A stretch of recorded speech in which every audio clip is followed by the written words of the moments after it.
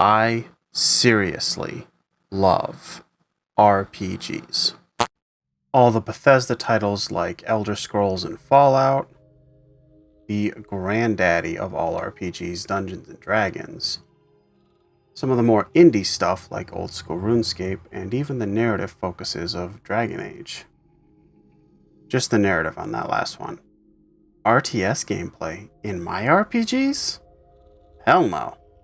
I love RPG mechanics, not this malarkey. This kind of nonsense doesn't belong in my RPGs. Get a little off track there. The king, though.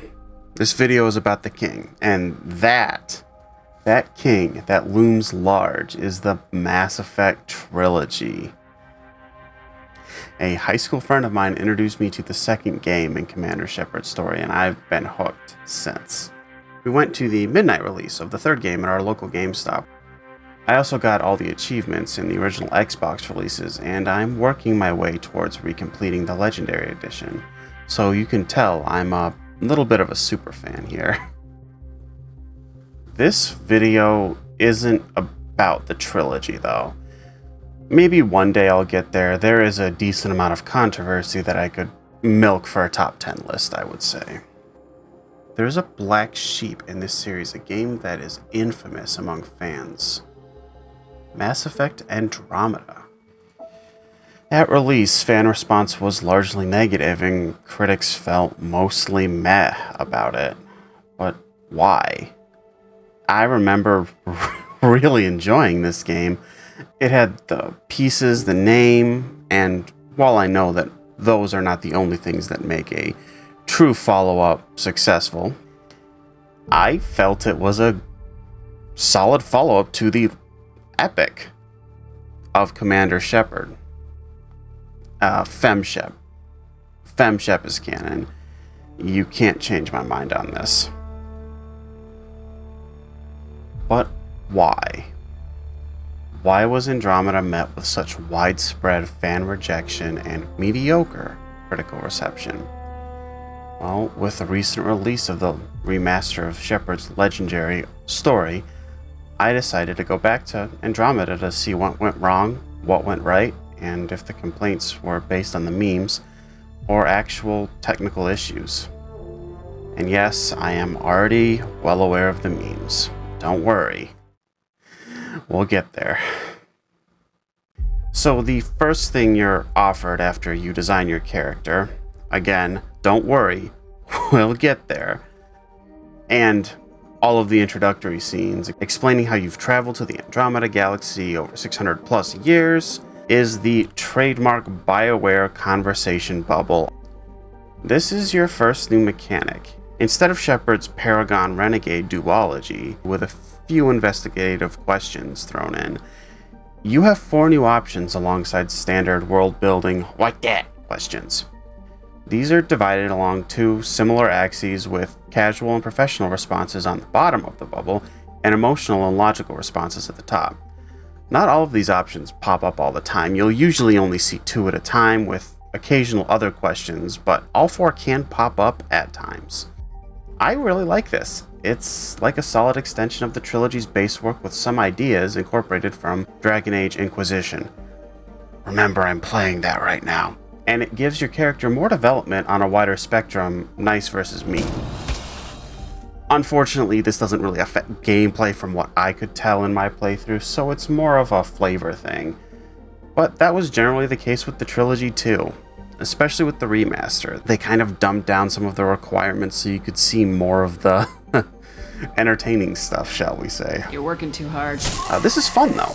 There's even an element in your codex in Andromeda that briefly references choices you've made and how you interact with others. A character profile. It's extremely limited, the first and so far only game with this formula, but it's a nice inclusion as well, and I think it's much more interesting than Commander Shepard is good or bad.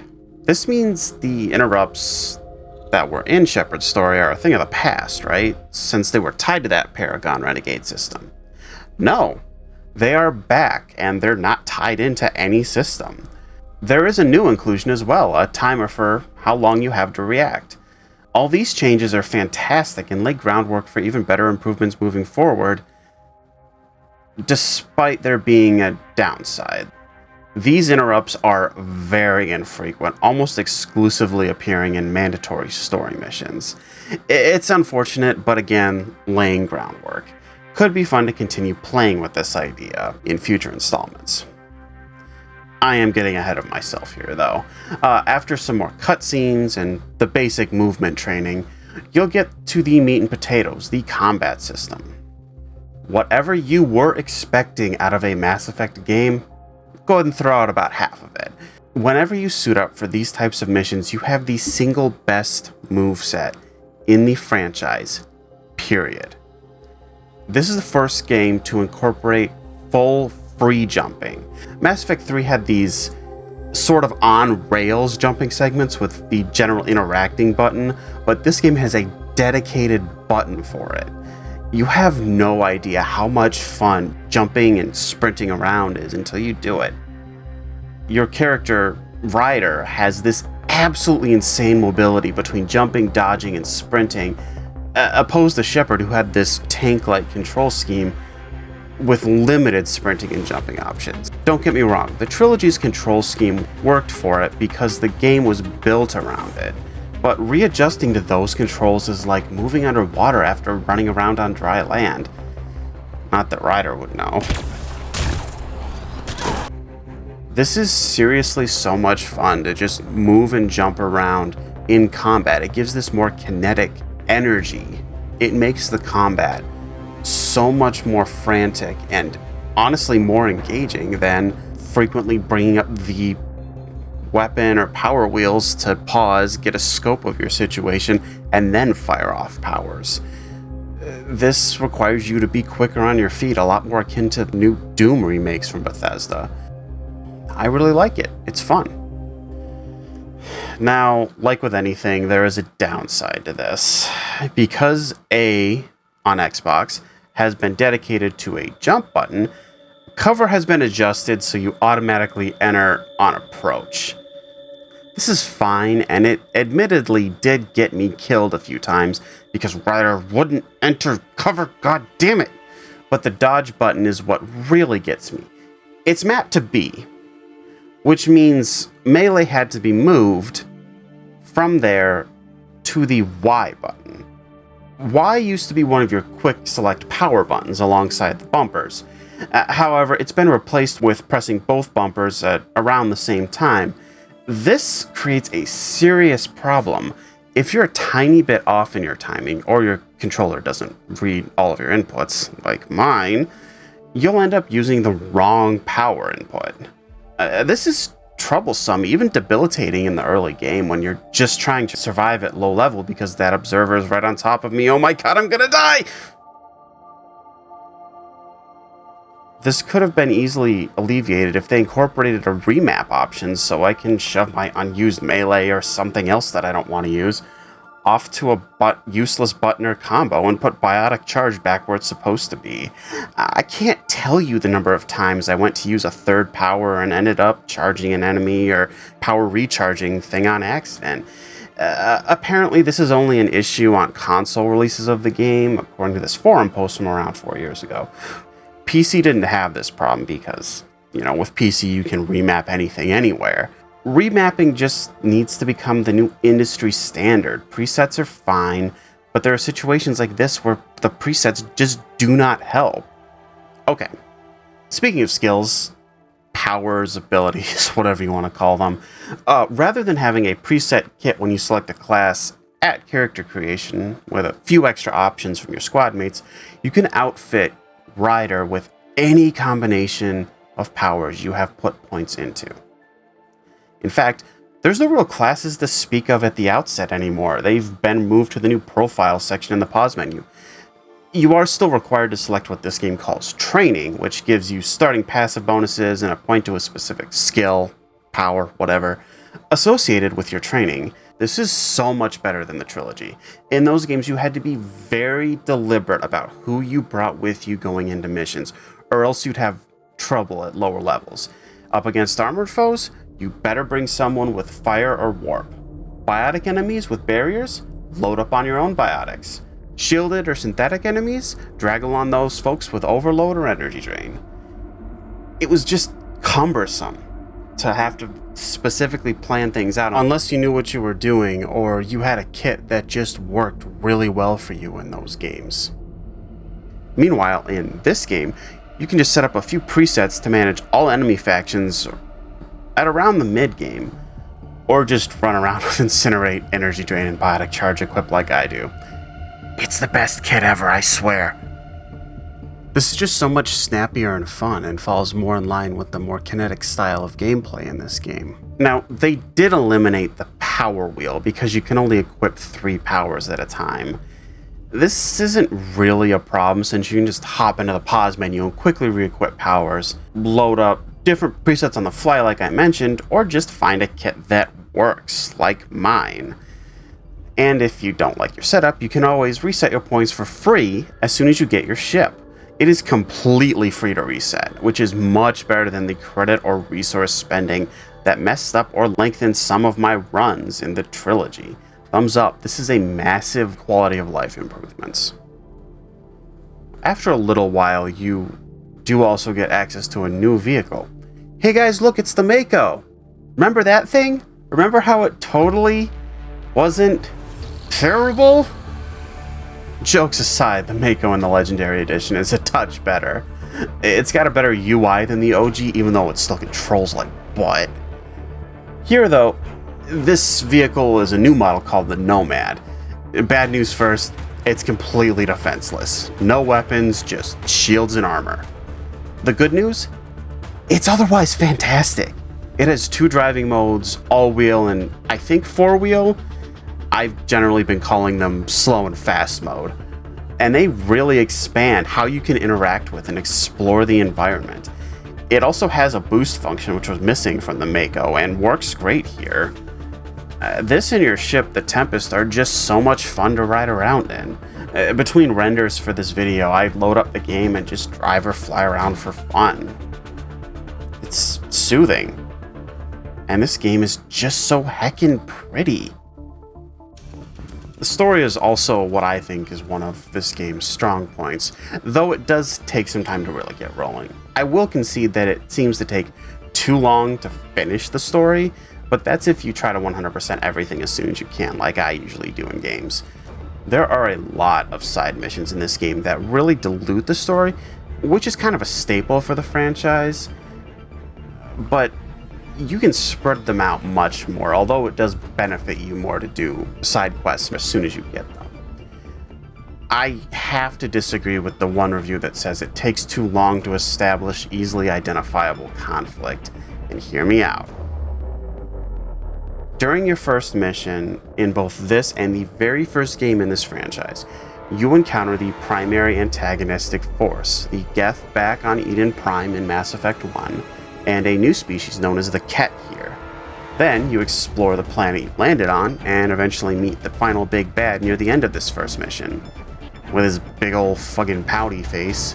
I'm sorry, I can't take this guy seriously when this is one of the first lasting images you clearly get of him. Compared to Saren Arturius... Don't worry, I've got it under control. He just seems like a kid who had his lollipop taken. Now the downside of reaching the end of this mission is seriously devastating. You go brain dead briefly and your dad, the figurehead leader of your entire species, dies, leaving you with his title and position as Pathfinder. Things then go from bad to worse when you reach the Nexus, this game's version of the Citadel Central Hub, only to find that its construction is incomplete and the citizens are running desperately low on food and power. This is such an easily established and understood conflict. Hostile aliens, limited resources, an untrained and unprepared leader figure, which just because it doesn't focus on combat doesn't make it conflict. Think of this as more of a slice of life or early Star Trek kind of space pioneering plot than the previous "there's a war coming" idea that was spread over 3 games. Point being, not all conflict has to come from getting shot at. Being under fire is a damn good way to ignite tension, but it is not the only way. Anyway, You're sent to the planet Eos after meeting with some of the other leaders on the Nexus to try to make the planet habitable for your people. That's what your general goal is throughout most of this game. Make nice with the inhabitants of 5 planets and find ways to make settlements on them work. This gives you a variety of side missions varying between eliminating Ket, activating ancient alien, or what the game calls remnant, technological monuments, fixing the ecosystem and other things. There is a lot to do in this game, like unedited and without doing most of the miscellaneous side missions. My video files for this game are at least 50 hours in total. I'd actually estimate that there's at least 70 hours of gameplay here if you want to go for a completed save file, but you're only really required to do about a quarter of that to complete the story. They packed a lot of content into this game. Right around this point is where you meet most of your missing squad members, and let me tell you, these guys are awesome. You'll get a total of 11 shipmates, of which 6 are fellow combatants. Humans Liam Costa and Cora Harper, Turian smuggler Vetra Nix, Asari academic PB, yes, that's her actual name that she prefers, and ancient Krogan Nakmor Drak. The 6th is a spoiler, we'll get to him in a moment. Besides these guys, you'll also meet Asari Dr. Lexi Tapero, Solarian helmsman Calo Jath, human science officer Suvi Anwar, human engineer Gil Brody, and the ship's AI Sam, who is directly wired into your nervous system. Controversy incoming. I honestly think these guys are more interesting than most of Shepard's various squad members, with exceptions being Garrus, Tali, and Liara. You only get one game to meet and get to know your squad, and the writers did one hell of a job making them all fascinating and interesting people. In the course of one game, like in the past ones, you had 3. Without doing much talking to them, you can really get a feeling of Vetra's reservation, Liam's cockiness, PB's flightiness, and even this confused relationship you will have with Cora throughout the game. Going into this, I remembered really disliking Gil and Liam particularly. Gil's that cocky jagoff nobody likes, and Liam's kinda dumb. He does stuff that's gonna get him in trouble without thinking about consequences. But in this run, I really did come to understand and appreciate them as characters. I think I was actually paying attention this time and came to understand why they were making the decisions they were. Doesn't stop Liam from making bad decisions time and again, or Gil from shooting off at the mouth, but I can appreciate them as characters now, and that's a testament to how well written they are. Dumb choices matter. These guys' voice actors also did excellent with this material. I don't think you could get these characters across without solid performances, and they all do very well. Granted, there are a few awkward deliveries and exchanges between them. What were you thinking? Why would you do something like that? But the vast majority is excellent. My favorite characters are Drak and Suvi. He's my surrogate Krogan dad, and he's got some great miscellaneous lines. Just ask him about the time he got lit on fire. I just love Suvi's character so much. There's not much dialogue for her, but there's this sense of scientific curiosity and wonder that she talks about, embodying one of this game's core themes. Unraveling mysteries and exploring the universe is just fun. Now, with all that said, I do have to mention, that's about where the good voice acting ends. There are a few other solid performances here, but both the performances and characterization get much thinner the farther you go out. This game also has a lot of British voice actors, despite BioWare being a Canadian company, and they don't do great with this material. Like, I didn't think I'd ever say I missed hearing the Core's plodding speech pattern, or Volus's rebreather kicking in between words, or the synthesized voices of the Quarians or Geth. Now that they're missing, though, I really do wish that they were here. Anything, including voice filters over this bland, sometimes terrible acting, would spice it up a little and give the game some diversity it really needs. Hell, I'd even take a Batarian or two. These character models aren't wonderful either. The humans are all built out of the character designer that you use at the start of the game, which was the case in the trilogy too, but those builds didn't stick out quite as much as bright orange hair lady, Liam Costa Unit 23. Seriously, every time I saw an NPC with his hair, I thought it was Liam for a moment. There's also a character you meet relatively early on who is just a perfect exemplar of this shoddy character design. It's like he's wearing a bad bald cap. I always call him Bald Cap Bradley whenever I run into him. I really don't like the Asari's base model either. It looks like they woke up from cryo while in the Uncanny Valley. They just look too round or something. Look at these two characters side by side. Something is just off about the Andromeda model. This is the only species I really have a problem with besides humans. The other species don't have terrible designs, but they're not greatly varied. They're bland, but they're serviceable, which is kind of another trademark of the series. I do really like this little bone goatee sticking out of Drax's chin. It's a nice touch to give him a little more character. It just makes me wonder about Krogan physiology, and it's a nice touch to sort of get you thinking about that. So, after settling Eos, you leave Bald Cap Bradley in charge there and head off to follow a star chart you found among the remnant technology there. On your way there, you meet the Ket leader face to face for the first time, this Archon guy.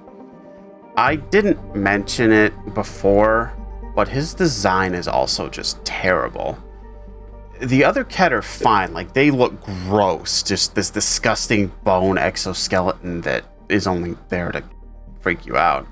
But this, to start with, I don't know what the point of this circle thing on his head is, and we never get any insight about it. Like, even beyond that, his face is almost completely clear, whereas a lot of other Ket have a lot of bone covering their face, or something very similar. I mean, it also doesn't help that this was the first lasting image we got of him. Now, the species' longer-term plan makes them legitimately terrifying, but I'm getting ahead of myself. After you get away from the Archon, you find out your ship's been seriously damaged, and you have to land on a nearby planet named Aya. Here, you'll meet the only other new species Andromeda has, the Angara. You'll also pick up your 6th squad member that I mentioned earlier, Jal Amadarov.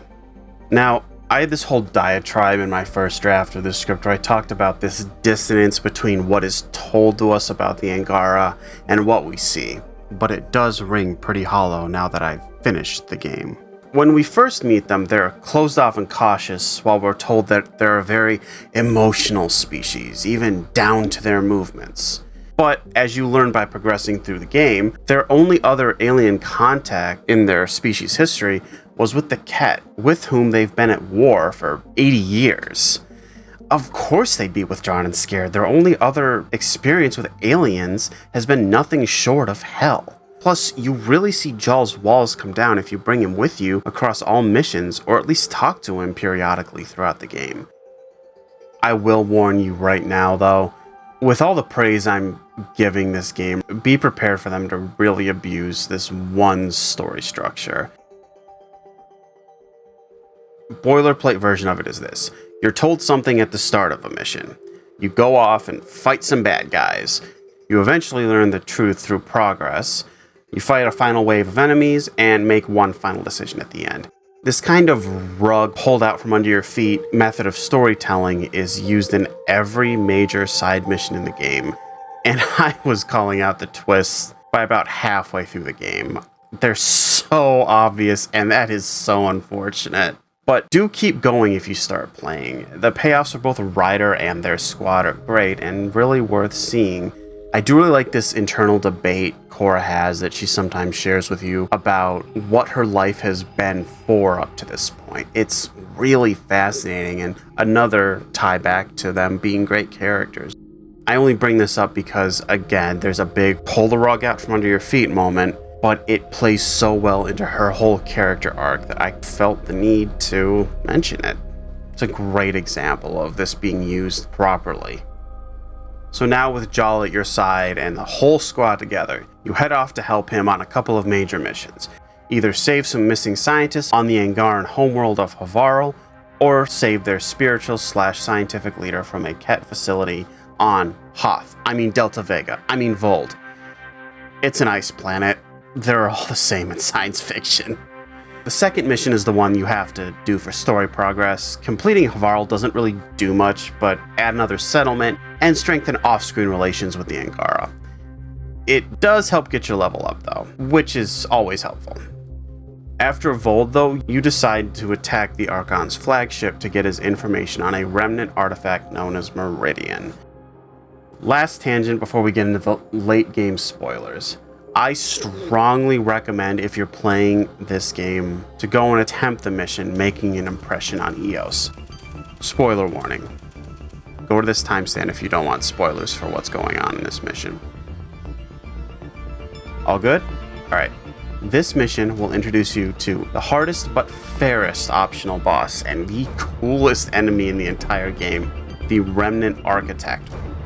I'm not really going to touch on enemies because they're not terribly interesting, just cannon fodder with it occasionally different or extended health bars. However, this gargantuan tentacle monster, if you do this mission on Eos, you'll get a rad cutscene introducing it in all its skyscraper-sized glory.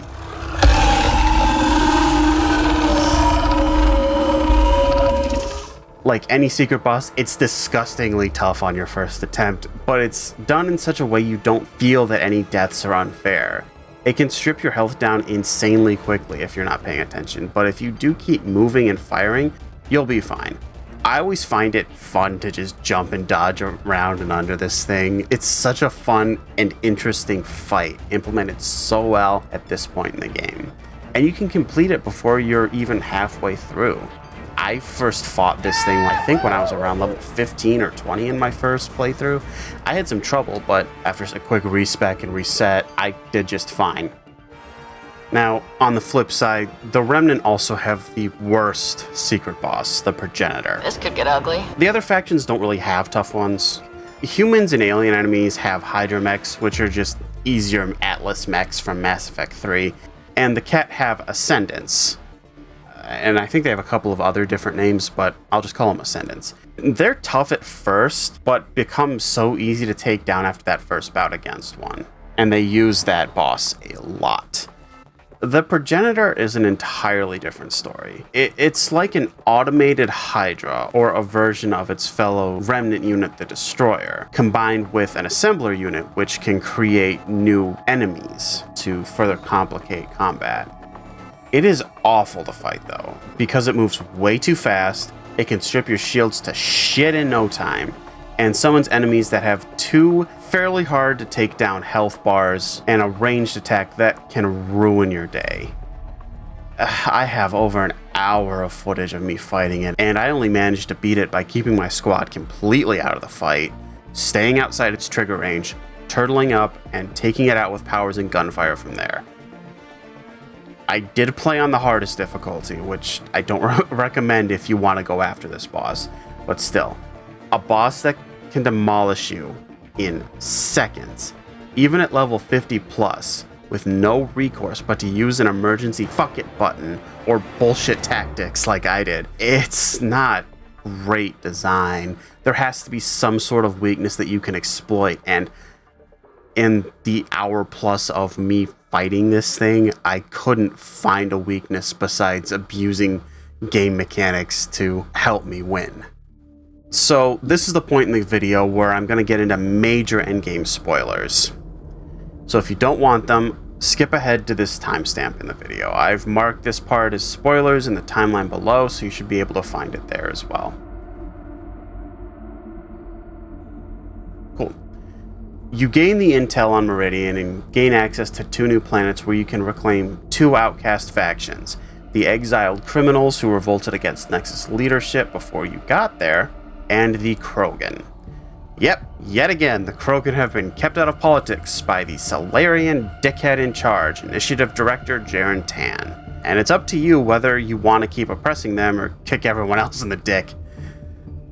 This is my favorite part of the game because everything starts to pay off in spades. If you've been doing loyalty missions for your squad, because yes, they are back, you'll get access to most of them now, and you get all kinds of awesome character development, however clunky. Like I mentioned earlier, Cora finds her place in Andromeda, Liam learns the importance of due process, And even Drac finds a new reason to keep living after 1,400 years being alive. Remember when I said ancient? That's what I meant.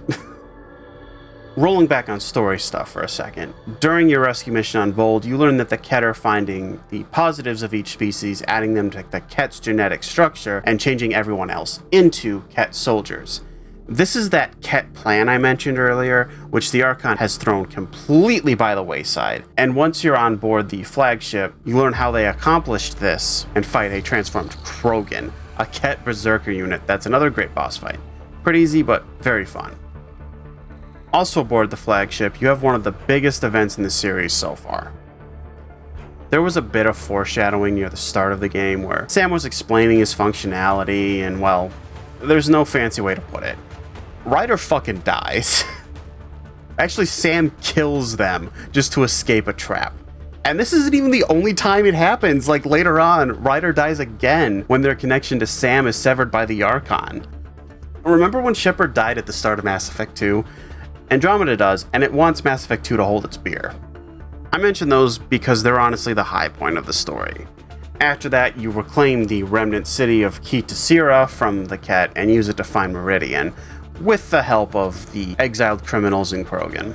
There's some rather cool moments here, like where you find out that the inside of the planet-sized Meridian is what Sam calls a seed world for the Remnant Tech Network, or where Ryder activates a Remnant war fleet without assistance from Sam.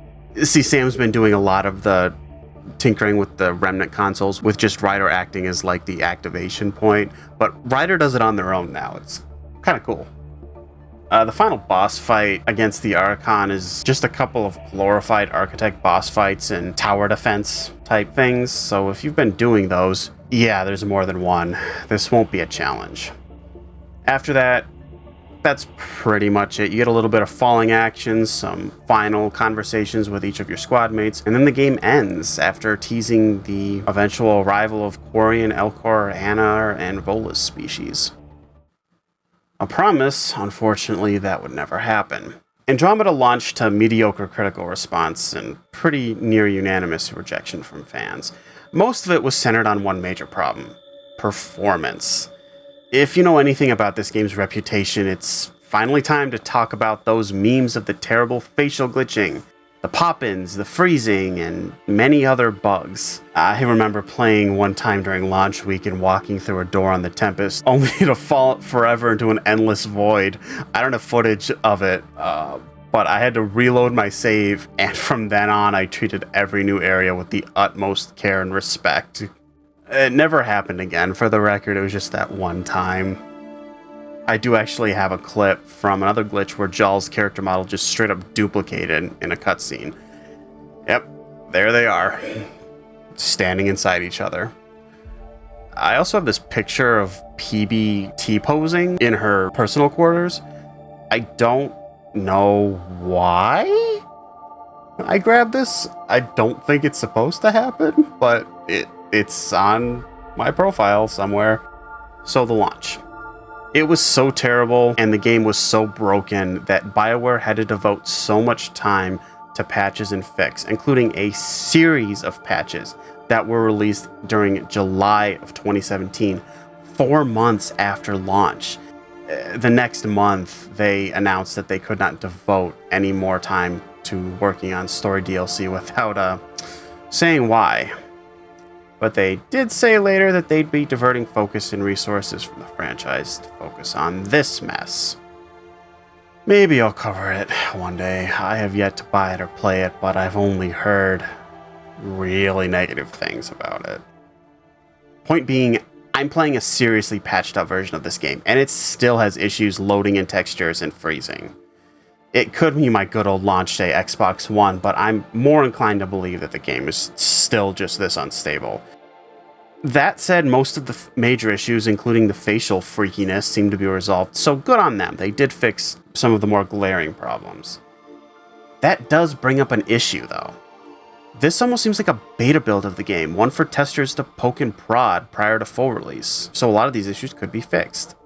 What happened? Well, I have a theory, and it requires that we go into this option right here. Now, just like with Jal and the Angara above, I had this whole part scripted where I talk about how much this multiplayer sucks, and how pointless it is, the latter of which I still believe. However, having actually put in a decent amount of playtime now, I can honestly say it's not terrible. I even started having fun while doing a match in a public lobby, since the rest of my squad was carrying my low-level ass through it. During that game, I was brought right back to 2012 when Mass Effect 3 was new and I was running around with friends in multiplayer. Nice big shot of nostalgia right in the arm. And I'll be frank here, I'm not a big fan of multiplayer games. I tend to enjoy games that test my skills on their own merit, and multiplayers have always seemed to me like they have this high bar for entry for people with better reaction time than me. Mass Effect 3's multiplayer is one of the few exceptions. Because I understood the mechanics of the core game series that multiplayer was involved with, I enjoyed playing it and even got pretty decent. It was with that mindset that I went into Andromeda's multiplayer at launch, when it really sucked. I can still remember being unable to connect with anyone in public matchmaking on launch week, and eventually just quitting out of frustration with getting lost on overlarge maps when I did start playing in a private lobby. All that nostalgia, that sense of fun just sucked away in a few hours. Now, after some serious patchwork and a few years spent away from it, it's fine now. Not amazing, not great, just fine, serviceable if you will. Why am I talking about this though? Well, I was waiting to give you the bad news till the end. The greatest flaw of this multiplayer. It doesn't need to exist. You can automate most of the weekly missions it does offer from a console on board the Tempest in the single player. And the multiplayer adds literally nothing else to the overall experience outside of faster completion of these weekly missions that are not necessary for completion. What else is it good for? Prestiging? For what? The hyper-competitive scene for this game? Loot crates? Oh god, I don't even want to touch that because this is disgusting right here. A couple achievements or trophies? Very little has been added here. And again, very little was added by the previous entry's multiplayer, I'll admit. But at least it wasn't completely nullified until the Legendary Edition when it was removed completely. So much of the functionality of this is nullified by the fact that you can automate it. And I don't find multiplayer engaging, like I mentioned. It's just not something I've ever found myself interested in. I think I can diagnose many of Andromeda's problems just by looking at the multiplayer. This multiplayer just seems like an absolute waste of development time, just so it could have a microtransaction farm. I mean multiplayer, like all other modern AAA games. That in turn took away development time from the single player, weakening the overall strength of the game and creating a lot of these issues that had to be fixed post-release. By the way, single-player narratives have long been the selling point of this franchise. They only added the multiplayer to 3 because there was sort of a story reason. Everyone was fighting against the Reapers now that they were finally here. This multiplayer has a story reason, but it's significantly weaker. We didn't need to have this. The game overall could have been a return to a relatively simple exploration story like the first Mass Effect sort of was. If fan demand was high enough, multiplayer could have been implemented later, after the combat narrative style of this game were really solidified. Instead, development time was wasted on a stillborn multiplayer that should have instead gone to clean up this. Ugh. This whole thing kind of just goes back to an argument we've heard a lot recently about games releasing before they're ready. Andromeda just wasn't ready to meet the world. It's really disheartening that they couldn't work on expanding this excellent storyline past the one game, even into DLC, because they had to rush and fix their broken game after release. Again, we've heard it a lot recently, what with the Cyberpunk debacle last year, but it needs to be said again. When you have a game with serious hype, or for any number of reasons, you have to be damn sure it'll be able to stand up to basic scrutiny when it's released. Sporadic bugs, fine. The gaming sphere has dealt with Bethesda's buggy broken shit for years. Cyberpunk, Andromeda, even Anthem, these needed at least one more look over or cleanup before release. Now, I do feel compelled to mention my one serious gripe with the campaign in this section. Each planet has a handful of side missions that utilize random generation, or RNG, forcing you to drive in circles to find the flags and progress the mission. Each flag only spawns in at one random place, and you have to collect the flags in that specific order that the RNG determines. This whole process can get really frustrating if you miss the one place where a flag can load, or the game just eats itself and doesn't want to load it. I know, I said that I'd just drive or fly around for fun earlier. I do enjoy driving around these maps, but when you incorporate unfulfilling work in what's supposed to be a nice Sunday drive, it becomes a job. One where you can spend hours without progress if the game doesn't want to cooperate. It's like being forced to cross the street and buy something you need over there before you can shop at your destination. It's extraneous, unnecessary, unavoidable work. The way I see them fixing this is adding waypoints to all the possible spawn locations and not having the flags be quite so linear. That way you can sort of just do a checklist as you're checking each area, and you don't have to follow that specific order that the RNG determines.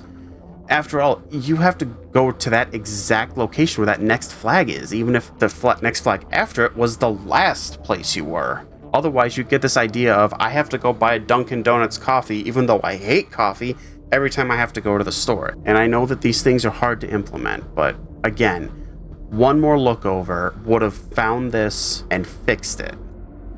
So I'm adding on a little bit of an addendum here after finalizing most of the video. I realized midway through editing that I had left out a substantial chunk of my coverage, so I went and did some more research, and it's time to talk about the issues surrounding Andromeda's technical performance, particularly BioWare's usage of the Frostbite engine. Yeah, Andromeda is the only game in the franchise so far to run outside of the Unreal 3 engine. The original trilogy all ran on Unreal 3. It really shows. There are tons of technical issues with the Frostbite engine's application here, particularly with rendering faces, to the point where numerous meme videos were made on release showcasing the disastrous results, claiming this ruined the entirety of the game.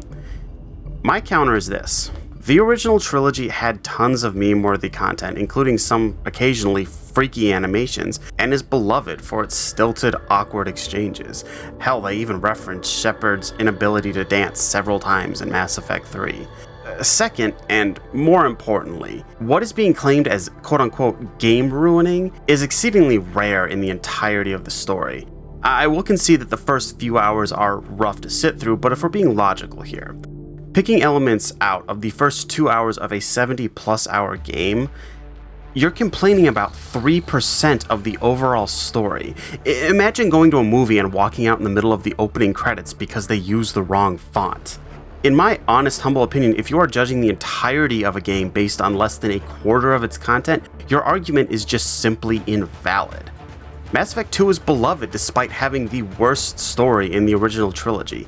Yeah, I said it, Mass Effect 2 is baby mode for babies, and the story, the driving force in your interest in the game, is just boring, even surrounded by the fantastically interesting characters introduced in that game. I just think Andromeda's story is simply better, and the combat isn't nearly as stiff or awkward as any of the other games. So, in the end, is Mass Effect Andromeda really that bad? Well, the single player isn't really that bad now that it's been patched up. It's still got freezing and pop-in issues now and then, but I think this story is a solid side entry into the franchise that dips its toes into a different kind of story. There are a few pieces I'm not a fan of, but there is no perfect game and there never will be. I can take one bad bite out of an apple if the rest of it is still good. The only part that needs outright removal is the multiplayer.